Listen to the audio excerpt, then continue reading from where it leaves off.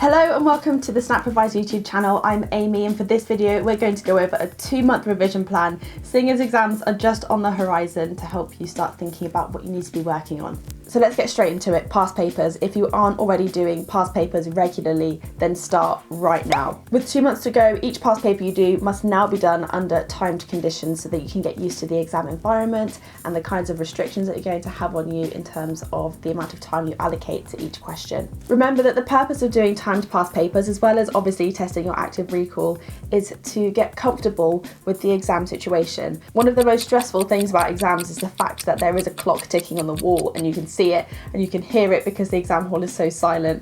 If you're keeping on top of your time and you know how to pace yourself through a paper, then you're going to be absolutely fine when you're in that exam hall with the clock ticking away. So as well as accelerating the amount of past paper practice you're doing, we also want to start to establish a really healthy routine that will benefit us when it comes to the exam season. For example, making sure that you're getting at least 8 hours of sleep a night, drinking plenty of water, and that you have a good diet. In addition to those things, also make sure that you're not spending too much time on your phone. So try and limit yourself when you are at home or in your spare time. Don't just sit scrolling through your phone. If you want to learn a little bit more about how you can build daily positive habits that will benefit you for your exams and beyond, to be honest, because once you start to build positive routines and healthy routines, you'll find that it makes you so much more productive in all aspects of your life, not just within school. We have a video about this that you can watch just up here. The key to this and what completely underlies this whole approach to your revision is being sustainable. I'm not saying get up at 4 a.m. every day and take advantage of those extra hours to revise.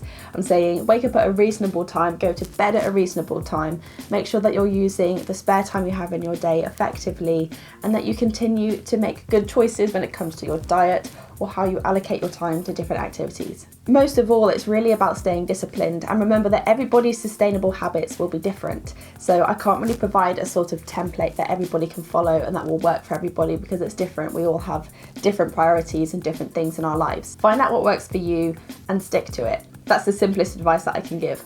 A quick thing to mention when we're talking about all of these amazing activities that you can be building in is to also build in rest.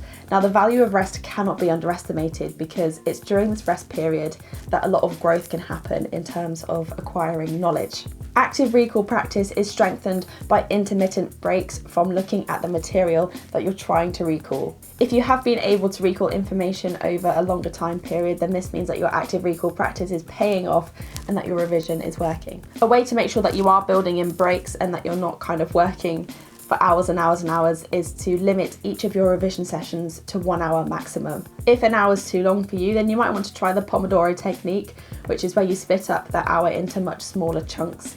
I give some information on the Pomodoro technique in this video just up here, so if you want to have a look at that as well as some of the other techniques in the video for your practice, then please do. Essentially, just remember that whatever technique you use, don't spend too long doing it. So don't spend 3-4 hours just looking at one thing. You want to keep focused in a short amount of time so that you have more time to rest. So we've covered past paper practice, building a routine. The final thing that I want to advise in this 2-month period is reflection. At this stage, you still have time to spare to make improvements. So we really want to be reflecting on each of our revision sessions, each past paper, to see what's going well and what isn't going so well, so that as we move forward, we are continually improving. Try to reflect sort of beyond your revision. So as well as finding out what you did well in a certain test or which topics you're doing really well on, try to think as well about your revision environment. So you might find that you revised somewhere where you had a particularly good session. Try to find out exactly what it was about that revision session that worked so well, and then just keep doing that going forward because clearly that works for you. Make sure you take a note of all of these things that you are thinking about that you could use to improve.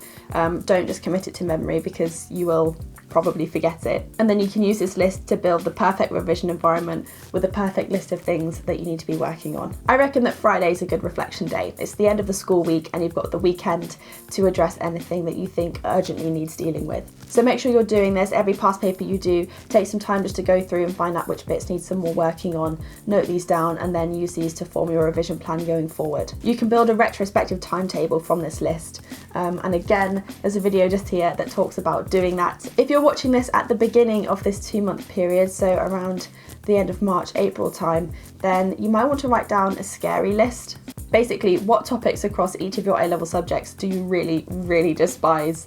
Which ones do you struggle in? Which ones do you just not understand? Note all of these down and then build in revision sessions of these throughout your week. Use a variety of techniques when you approach these subjects so that you can answer any question that comes up in the exam, and hopefully you'll feel a lot more confident by the time we get closer to the exam and your scary list should be all crossed out. Reflection is so important, and make sure that you're being honest with yourself, and don't get disheartened if you feel like you're not making any progress at the moment, or if you didn't stick to your plan as rigidly as you maybe should have done. Just make sure that you're learning from each and every week as we get closer to exams, and work to improve from one week to the next. That's all you can really do. So if you haven't started your final exam revision, take this as a sign to start. Make sure you're going over all of the topics, paying particular attention to the advanced exam information, but don't neglect any part of the spec. So you should be looking at everything, but look at the advanced info topics a little bit more heavily. We will be releasing a 1 month revision video for that final push, but don't wait until that video comes out to start your revision. Use what we've given in this video, and hopefully by the time you get to 1 month before, you are feeling very strong and ready for exams. If you want to really make the most of the time that you have left before exams, you might want to consider signing up to a Snap Revise revision seminar. Our team of expert tutors and content creators have been working so hard to put together a really great seminar series for you that covers everything that you need to know for your exam to perfectly prepare you. They've been using the advanced exam information as well as their combined experience as teachers to make sure that these seminars will properly equip you for the exam, and they'll be on hand to answer any questions that you have about any part of the spec. The tutors will be going over harder concepts within each subject, as well as looking at some of the exam technique, and attendees will also receive an amazing seminar booklet which guides you through the event and is also jam-packed with topic tests that you can take home to continue your revision. There will be seminars on biology, chemistry, physics and maths, so make sure you sign up on our website at snaprevise.co.uk. We will be holding these in London, but there will also be the option to buy a live stream ticket, so check out the website and book now. We have limited availability. Thank you for watching. Don't forget to get started on your revision now, and hopefully we'll see you back on the Snap Revise YouTube channel soon. Remember, if you haven't subscribed yet, you can do that just here. And for more inspiration on how to improve your revision practices, this video here can help.